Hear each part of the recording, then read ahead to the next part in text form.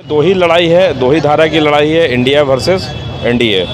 ठीक है, बस यही दो लड़ाई है और इसमें और कोई नहीं है कहीं पर भी। इस बार लड़ाई आशुतोष कुमार और सुरेंद्र यादव में है, तीसरा कोई नहीं है। क्योंकि 5 साल हम लोग चंद्रवंशी जी को भी देख लिए हैं, 5 साल हम लोग चंद्रवंशी जी को भी देख लिए हैं। वो का किए हैं का न किए हैं, ये जहानाबाद से छुपा हुआ नहीं है। लड़ाई दुए पार्टी में है, इंडिया, बाकी सब वोट कटवा है। अब वोट कटवा इस बार बदलाव के मूड में है। जैसा महोदय इंडिया गठबंधन से बता रहे थे कि लड़ाई इंडिया और एनडीए में है, हम आपको एक बात बता दें कि ऐसा लग रहा है इस लोकसभा चुनाव में कि इंडिया गठबंधन जो है सो कहीं ना कहीं एनडीए गठबंधन की बी टीम के तौर पर काम कर रही है। आपने एक स्टेटमेंट सुना होगा इंडिया गठबंधन के महोदय तेजस्वी यादव जी का पूर्णिया में।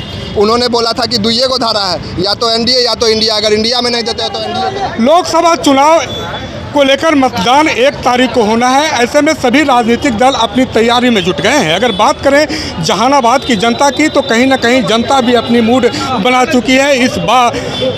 इस समय हम लोग अरवल मोड़ पर खड़े हैं। अरवल मोड़ की चाय दुकान है। इस चाय दुकान पर आम दिनों में भी राजनीतिक चर्चाएं होती है। आज चुनाव का मौसम है। चुनावी मौसम में यहाँ पर राजनीतिक चर्चा पूरी तरह से चरम पर है। ऐसे में लोगों से हम जानेंगे कि जहानाबाद की जनता का क्या मूड है, किस तरह के उम्मीदवार जहानाबाद के लोगों को पसंद है, कैसे लोग जहानाबाद से चुनाव जीत कर जाएं जो जहानाबाद का विकास हो। कैसे लोग जहानाबाद से चुनाव जीतें जिससे विकास होगा।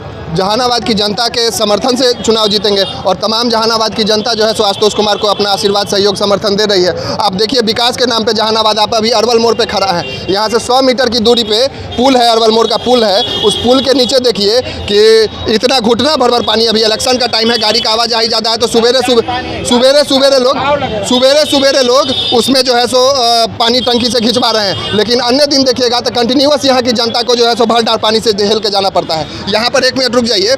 हम फिदा हुसैन रोड में गए थे, कुछ अल्पसंख्यक वर्ग के लोग थे, उनसे बातचीत हो रही थी। बता रहे थे कि हम जब मट्टी देने जाते हैं इधर ही कहीं, तो वहाँ उस पानी से पाक होके जाते हैं और नापाक पानी में घुस के हम लोग को जाना पड़ता है। इस पर आज तक ध्यान नहीं गया। यहाँ से वर्तमान जो चंद्रवंशी जी, चंदेश्वर प्रसाद अभी सांसद हैं, अरुण कुमार का कुछ लोग जिक्र कर रहे थे। अरुण कुमार भी यहाँ से सांसद रह चुके हैं, अभी तक उस पर ध्यान नहीं गया। क्या आज तक हिंदुस्तान में कोई ऐसा इंजीनियर पैदा नहीं हुआ या जहानाबाद में कोई ऐसा नेता पैदा नहीं हुए जिनके मन में मानसिकता हो कि इस चीज़ को ठीक कर दे। जहानाबाद की कोर राजा बाजार रेलवे अंडरपास हमेशा से बना हुआ है। ऐसे में जो युवा इस समस्या को उजागर कर रहे हैं, निश्चित ही चुनाव लड़ने वाले सभी प्रत्याशी को इस समस्या पर सोचना होगा। इसके दो ही लड़ाई है, दो ही धारा की लड़ाई है, इंडिया वर्सेस एनडीए। ठीक है, बस यही दो लड़ाई है और इसमें और कोई नहीं है कहीं पर भी। बटन दबाते समय क्या सोचेगी जहानाबाद की जनता इस बार लड़ाई आशुतोष कुमार और सुरेंद्र यादव में है, तीसरा कोई नहीं है। क्योंकि 5 साल हम लोग चंद्रवंशी जी को भी देख लिए हैं, 5 साल हम लोग चंद्रवंशी जी को भी देख लिए हैं। वो का किए हैं का न किए हैं, ये जहानाबाद से छुपा हुआ नहीं है। और यहाँ एनडीए और अथी जो बोल रहे हैं, यहाँ नरेंद्र मोदी जी विकास करने थोड़े ना आएंगे। यहाँ जो जीतेंगे वही ना विकास करने आएंगे। स्थानीय स्तर पर प्रत्याशी की बात अगर करें तो कहीं ना कहीं लोग अपने अपने तरीके से तर्क देते हैं। विकास, निश्चित ही विकास मुद्दा होना चाहिए। चुनाव में विकास अगर मुद्दा बनता है तो सबसे अच्छी पहल है, लोकतंत्र के लिए जरूरी है। तो बताइए कि विकास हुआ या नहीं जहानाबाद में? जहानाबाद में विकास नहीं हुआ है। विकास होना चाहिए। जहानाबाद तरक्की करना चाहिए। यहाँ के युवाओं को रोजगार का व्यवस्था होना चाहिए। ये बताइए कि जहानाबाद में एनडीए के सांसद वर्तमान में हैं, पूर्व में भी एनडीए के सांसद रहे, महागठबंधन के सांसद भी रहे, उनको भी मौका मिला, फिर भी विकास क्यों नहीं हुआ? कौन दोषी है इसके पीछे? देखिए, सारा इंडिया को पैसा कब मिलेगा सर? जहानाबाद की जनता तो दोषी नहीं है, इसलिए कि जनता विश्वास करके वोट करती है। और अगर विश्वास के साथ विश्वासघात किया जाए तो विश्वासघात करने वाला दोषी है। हम जनता को दोषी नहीं मानते हैं। विकास नहीं हो रहा है, इसके लिए दोषी कौन? सरकार दोषी है सर। तो बटन दबाते समय क्या सोचकर बटन दबाइएगा? अब तो देखेंगे ना भाई कि जो कौन भी विकास है, हम तो देखेंगे कि जो राष्ट्र हित में जो काम करेंगे हम उन्हीं को वोट देंगे। क्या है नजर, क्या लग रहा है कि युवा कल्याण होगा? जहानाबाद इस बार बदलाव के मूड में है। जैसा महोदय इंडिया गठबंधन से बता रहे थे कि लड़ाई इंडिया और एनडीए में है, हम आपको एक बात बता दें कि ऐसा लग रहा है इस लोकसभा चुनाव में कि इंडिया गठबंधन जो है सो कहीं ना कहीं एनडीए गठबंधन की बी टीम के तौर पर काम कर रही है। आपने एक स्टेटमेंट सुना होगा इंडिया गठबंधन के महोदय तेजस्वी यादव जी का पूर्णिया में।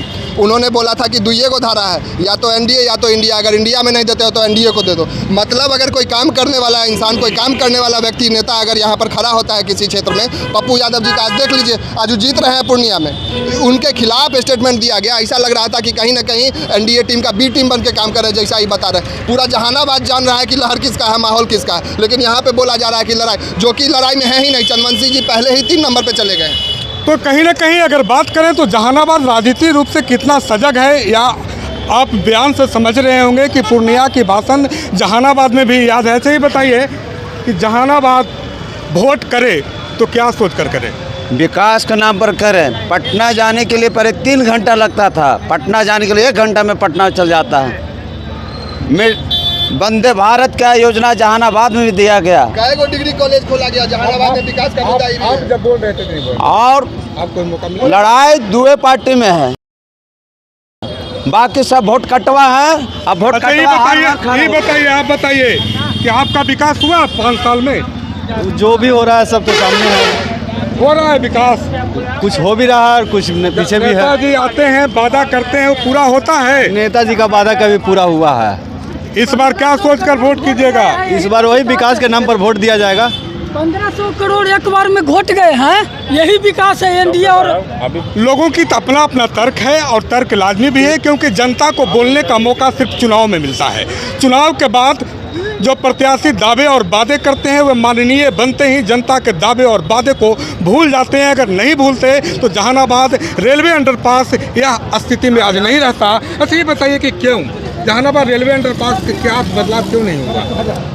ये इसके लिए अभी जो है सांसद प्रयास किए हैं, ओवरब्रिज बनने की बात हुई है, नापी उपी होकर के गया है, और आने वाले दिनों में आपको वो धरातल पे दिखाई देगा। और जहाँ तक विकास की बात है, जो लोग कह रहे हैं कि विकास नहीं हुआ, उनको शायद ये बाईपास नहीं दिख रहा है। जनता को रेलवे अंडरपास की कायाकल्प होगी, इसका आश्वासन आप दे रहे हैं? हाँ बिल्कुल दे रहे हैं। ऊपर से ओवरब्रिज भूलिएगा नहीं ना? नहीं भूलेंगे क्यों।